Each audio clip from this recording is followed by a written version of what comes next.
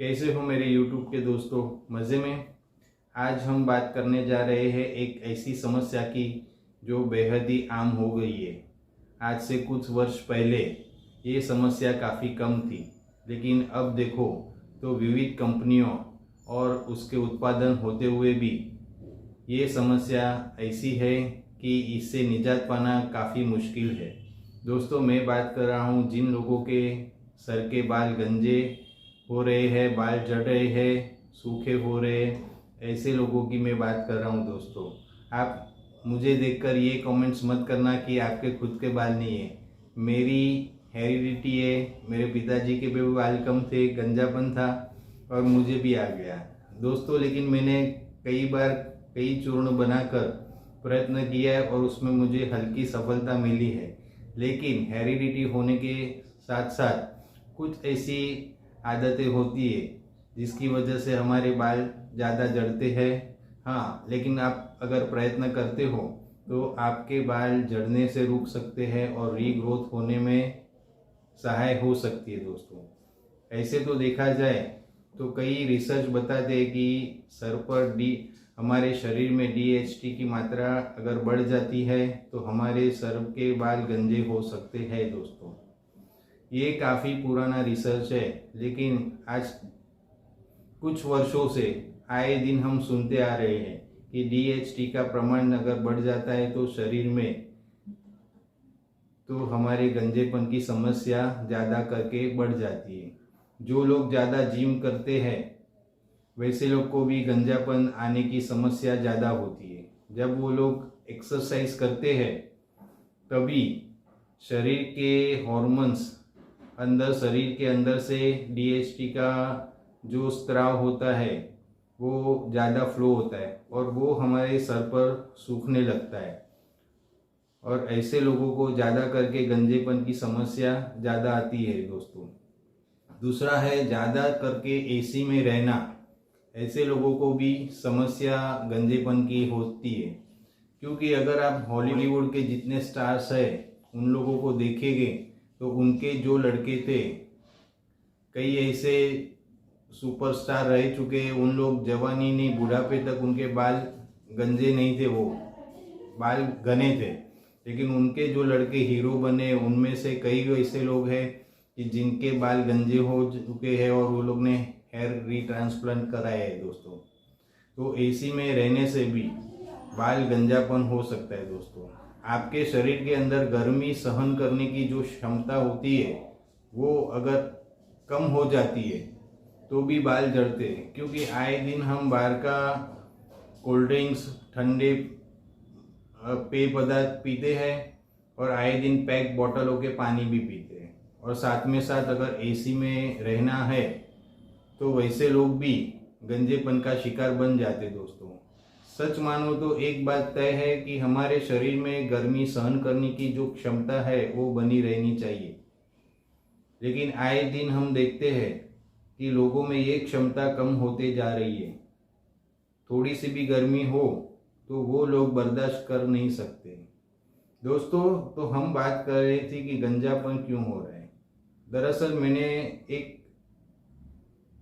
अभ्यास किया है कि एक स्ट्रेस होते हैं तब, और उससे भी ज़्यादा जो न्यूट्रिशन कम हो जाने की वजह से, खास करके आयरन और कैल्शियम, ये अगर शरीर में कम हो जाता है तो बाल झड़ने की पूरी समस्या होती है। और इससे भी ज़्यादा पेट में अगर गर्मी है, लीवर में गर्मी है, किडनी बरोबर यूरिन थ्रो नहीं कर रही है, ये दोनों की वजह से भी गंजापन जल्दी आता है। दोस्तों, कई लोग बाजारू जूस पीते हैं, नींबू पानी पीते हैं और बिना वजह ही गन्ने का जूस भी पीते हैं।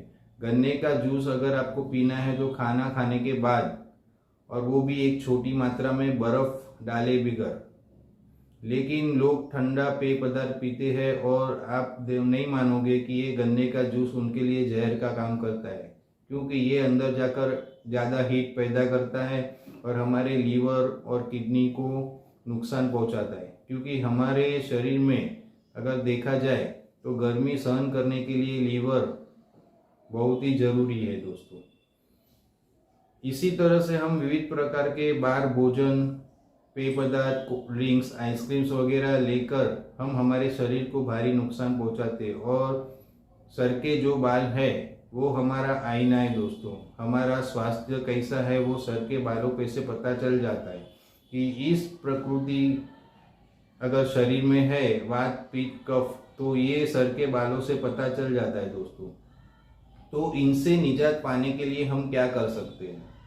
ऐसे तो जिनकी उम्र कम है वे अगर थोड़ा प्रयत्न करें तो उनके झड़ते हुए बालों की समस्या में से निजात मिल सकती है दोस्तों। लेकिन जिन लोगों को वारसागत है, मतलब हेरिडिटी है, बाप दादा में गंजापन होता था, तो इनको भी आने की समस्या होती है। लेकिन आप थोड़ा भोजन का अगर प्रबंध व्यवस्थित कर लो, प्रोटीन हो, कैल्शियम हो, आयरन हो, बी कॉम्प्लेक्स अच्छा हो, तो आपके बालों की समस्या में से आप निजात पा सकते हो दोस्तों। तो सबसे पहले अगर मैं बात करूं तो शरीर के अंदर लीवर की जो गर्मी है उसे दूर करना चाहिए दोस्तों। और उसके लिए अगर आप चाहो टॉक्सिन्स भी निकल जाए, लीवर में गर्मी भी ना रहे और ठंडापन रहे, भोजन अच्छी तरह से पचे और उसके न्यूट्रिशन हमें शरीर में काम आए, तो उसके लिए आपको इमली के 2 पल्प आते हैं ना, 2 या 3 इमली के पल्प वो लेने हैं, 3 आलू बुखारी लेने हैं। इसे आपको रात को 1 गिलास पानी में भिगो देना है और सुबह इसमें से जो बीज होंगे वो निकाल लेने हैं। उसको अच्छी तरह से ग्राइंड कर इसे आप रोज सुबह पीते हो तो कुछ दिनों में आपके झड़ते हुए बालों की समस्या से तो निजात मिलेगी। आपका लीवर भी अच्छा रहेगा, भोजन जो करते हो वो डाइजेस्ट होगा और उसके न्यूट्रिशन आपको मिल सकते हैं दोस्तों। ये आलू बुखारा और इमली बेहद ही कारगर है दोस्तों, बहुत ही फायदेमंद है। आपने देखा होगा कि दक्षिण भारत और हमारे महाराष्ट्र के जो कोकण प्रांत में हर घर में इमली का उपयोग रोज बरोज होता है और ये क्लीनिंग का काम भी करती है दोस्तों। ऐसे तो आयुर्वेद में इमली को बहुत ही ये माना है, लेकिन हमारे राज्य में विविध प्रकार के राज्यों में की आबो हवा अलग अलग है और वहाँ के अभ्यास है, जिसकी वजह से कई लोगों को इमली का उपयोग करने से घुटने का दर्द हो सकता है, क्योंकि वो लोग का कहना है कि डॉक्टरों का कि खटाई जो होती है वो नहीं खानी चाहिए। और आयुर्वेद में भी कहा गया है कि इमली का जो मात्रा है वो थोड़ी कम रखे, लेकिन हम अब इसको रात को भिगोने से इसकी जो तासीर होती है, उसका नेचर होता है, वो थोड़ा चेंज हो जाता है दोस्तों। तो ये बात थी लीवर को ठीक करने की बात।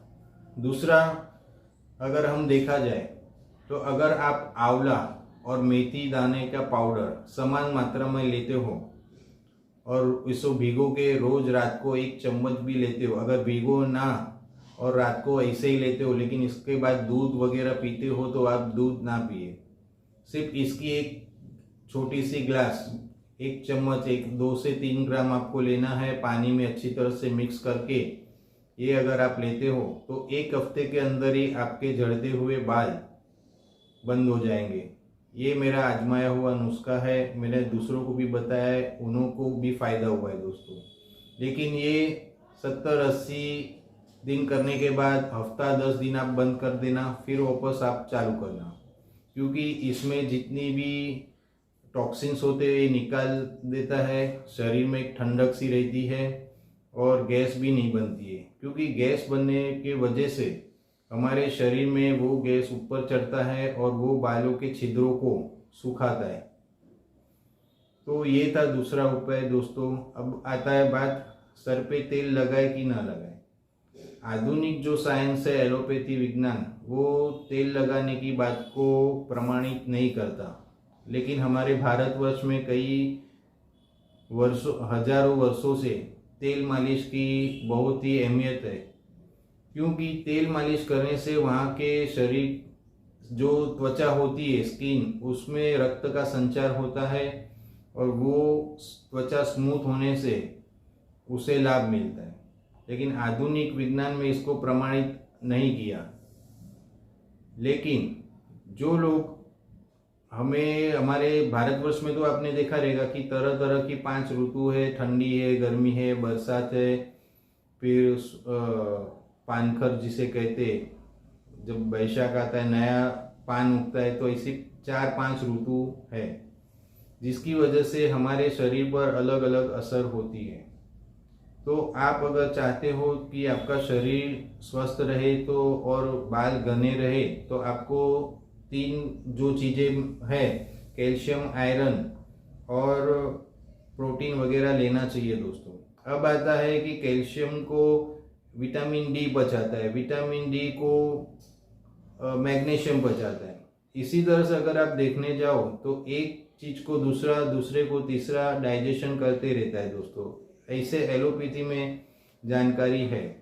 लेकिन अगर आप आयुर्वेद के तौर से अगर देखो तो वात, पित्त, कफ, उसमें भी जो कफ प्रकृति वाले होते हैं और उसमें अगर पित्त होता है या पित्त और वात होता है, तो कुछ बात में ऐसा देखा गया है कि पित्त और वात ये दोनों की वजह से बाल झड़ना ज़्यादा होता है, क्योंकि वो हमारे शरीर पर चढ़ता है और वो माथे की जो स्किन होती है वहाँ रक्त का जो परिभ्रमण होना चाहिए, ब्लड सर्कुलेशन, वो बरोबर से होता नहीं और वो त्वचा को सुखाता है।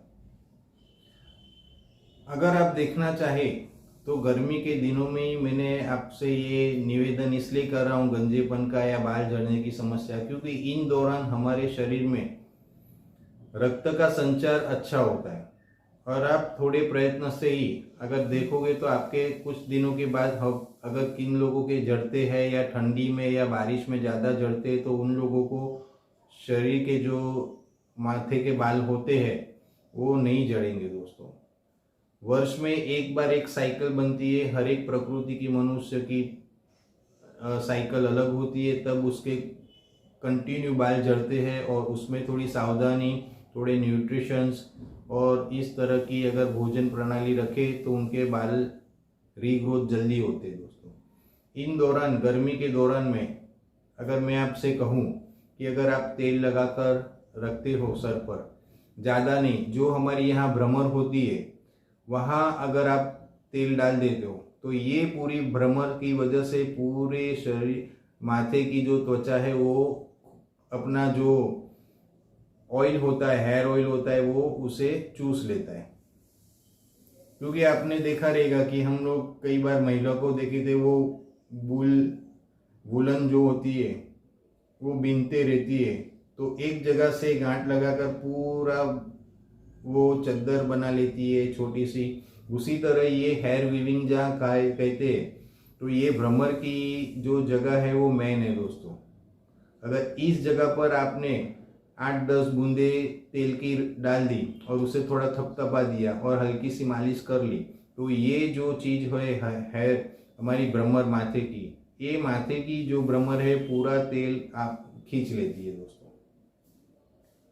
दूसरी एक बात अगर आप करना चाहो तो जो लोग ऑयल नहीं लगाते, गंजेपन की ज़्यादा समस्या है और सूखे हो जाते बाल, ऐसे लोग अगर रात को सोते वक्त अपना माथा सिरहाने रखकर इस जगह को, अगर इसको इस तरह से अगर हल्के हल्के आप मालिश करते हो,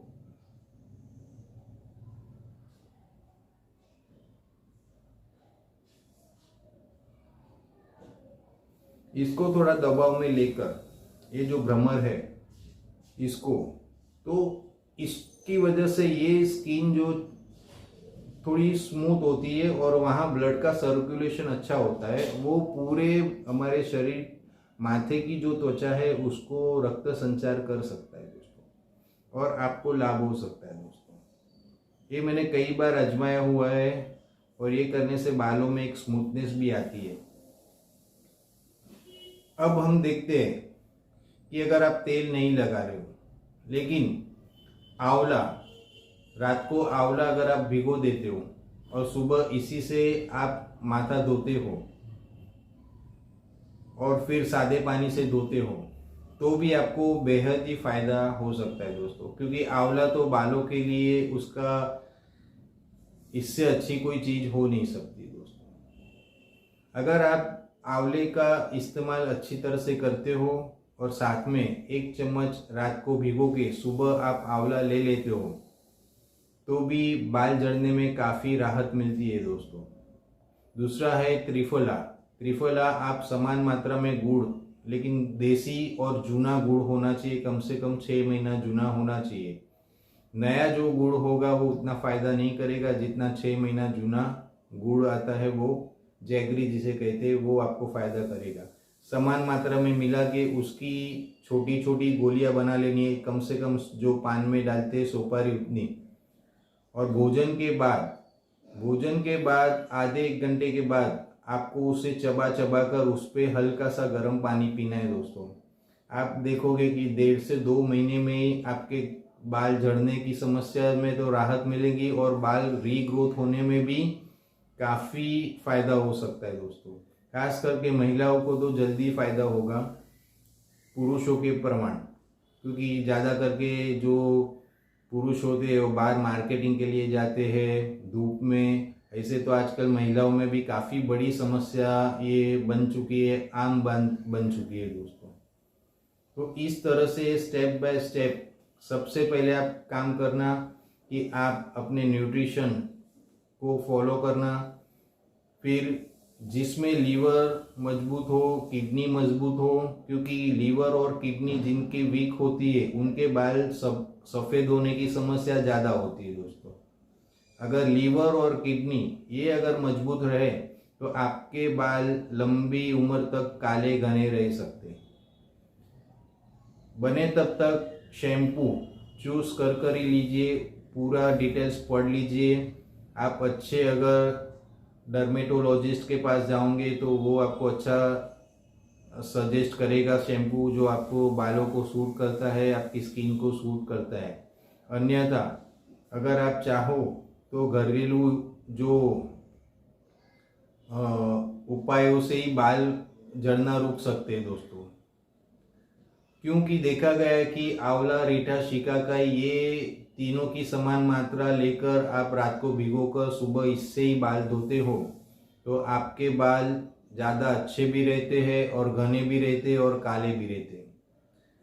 एक उपाय जो गांव की औरतें लोग पहले करती थी, अभी तो कोई नहीं करता है, कि खेत की जो मिट्टी होती है उस मिट्टी को लेकर छानकर अच्छी तरह से उसे रात को भिगोकर उसमें 1 नींबू निचोड़कर अगर आप इससे सर धोते हो तो इससे अच्छा बेहतरीन कोई उपाय नहीं है दोस्तों। ये बहुत ही कारगर और अच्छा उपाय है दोस्तों। जिन लोगों के पास अगर समय है और अच्छी मिट्टी मिल जाती है तो रोज रात को चाहिए उतना प्रमाण लेकर इसे रात को भिगो दीजिए। भिगोने के बाद इसमें 1 नींबू निचोड़ दीजिए और इससे ही बाल आप धोते हो तो बहुत ही अच्छे बाल रहते हैं, घने भी रहते हैं और काले भी रहते हैं। एक 70-80 साल के एक उम्र के उनके पूरे बाल घने थे। उनसे पूछा कि कौन सी डाई आप इस्तेमाल कर रहे हो, तो उन्होंने कहा कि मैं कोई डाई भी इस्तेमाल नहीं कर रहा हूँ, साबु भी इस्तेमाल नहीं कर रहा हूँ। मैं अपनी उंगलियों से ही सर के बालों को अच्छी तरह से धो डालता हूँ। कुछ दिनों के बाद, हो सकता है कुछ महीने के बाद, जो अगर स्किन के अंदर से जो हम साबु वगैरह, शैम्पू वगैरह बदल कर हम इस्तेमाल करते हैं तो उनमें से जो केमिकल्स होते हैं जो हमारे शरीर की, माथे की त्वचा को नुकसान करते हैं, वो निकल जाने के बाद उससे अच्छे में अच्छा हमारे माथे के बाल रहते हैं दोस्तों। ये एक सादा उपाय था, सिर्फ पानी से ही आप धोते हो अच्छी तरह से, उंगलियों से हल्का हल्का मसाज करके, तो आप देखोगे कि आपके हाथ पूरे चिकने हो जाएंगे, उतनी गंदगी होती है दोस्तों। और कुछ ना मिले तो एक नींबू एक कटोरी में लेके उससे ही भी आप अगर बाल धोते हो, कोई भी खट्टी चीज होती है जैसे छाछ हो गया, नींबू हो गया, खट्टी इमली हो गई, ये सब चीजें जो शरीर के अंदर मैल होता है उसे निकाल देती है। आपने देखा होगा कि हमने चांदी के बर्तन, पीतल के बर्तन वो इमली और नमक से धोते तो साफ हो जाते, और कई प्रकार के पाउडर आते उससे साफ भी नहीं होते। लेकिन ये घरेलू नुस्खे आप अगर आजमाते हो तो तांबे है, पित्तल के है, चांदी के है, ये जो बर्तन है वो अच्छी तरह से इमली नमक, नींबू नमक या छाछ और नमक से धोने से वो साफ सुथरे और चमकीले बन जाते हैं। उसी तरह हमारे शरीर के अंदर माथे पर भी इसी तरह से मैल चिपकी होती है जो सर की त्वचा के अंदर होती है, और वो धीरे धीरे धीरे सफाई होने के बाद रीग्रोथ होने की चांसेस ज़्यादा होते। कई लोग ऐसा करते हैं कि कुछ दिनों के बाद शैम्पू बदल देते, तेल बदल देते, नए नए तेल लाते हैं और नए नए तेल यूज करते। तो इस गर्मी का फायदा आप लीजिए। आपके अगर झड़ते बाल है तो इसमें से राहत पाने के लिए कुछ उपाय बताए हैं, कुछ सावधानियां बताई है, आप जरूर से उसे फॉलो कीजिए और व्यर्थ खर्चों में से बचे। मेरा यही एक प्रयत्न रहा है कि आपको बिना खर्चे के और अच्छी जानकारी प्राप्त हो, और ऐसी जानकारी में जगह जगह से लाकर मैं शेयर करता हूँ आपके साथ दोस्तों। मेरी कुछ ऐसी वीडियोस भी है जो मैंने शेयर की है आपके साथ, वो भी आप वीडियो देखना। गर्मी में किस तरह से दिनचर्या होनी चाहिए। कुछ बच्चों लोग की हाइट नहीं बढ़ती है, जो लोग मोटे हैं उसको इस गर्मी में लाभ लेना चाहिए दोस्तों। और ये अगर आप लाभ लेते हो तो आपको बारिश में और उसके बाद ठंडी जो पड़ती है उसमें बाल झड़ने की समस्या से तो निजात मिलेगी, और बाल भी अच्छे घने और साफ सुथरे स्वस्थ रहेंगे दोस्तों। यही कामना करता हूँ कि आपको ये जानकारी अच्छी लगेगी, और आप ज़रूर से कमेंट्स भी करना, जिसकी वजह से मुझे एक प्रोत्साहन भी मिलेगा कि मैं आने वाले वीडियोस कौन से बनाऊं। उसके लिए भी आप मुझे कमेंट्स करना दोस्तों। छोटी छोटी जानकारी है लेकिन बहुत ही अहम है। आप अगर नियमित रूप से कोई एक एक नुस्खा आप आजमाते हो, नुस्खे सभी अच्छे हैं लेकिन हर एक की प्रकृति अलग होने की वजह से कोई नुस्खा किसी को देरी से काम आता है, किसी को जल्दी काम आ जाता है। जैसी शरीर की समस्या होगी उस तरह से नुस्खे काम आते हैं। आप हर एक उपाय एक एक करो तो आपको लाभ होना लाजमी है दोस्तों। तो आप ये नुस्खे आजमाएं, जो दिनचर्या कहिए उसका पालन करें अच्छी तरह से, और आप स्वस्थ रहे, आपका परिवार स्वस्थ रहे, आनंदित रहे, इसी कामना के साथ फिर मिलेंगे एक अच्छी जानकारी के साथ। तब तक के लिए बाय बाय, टेक केयर।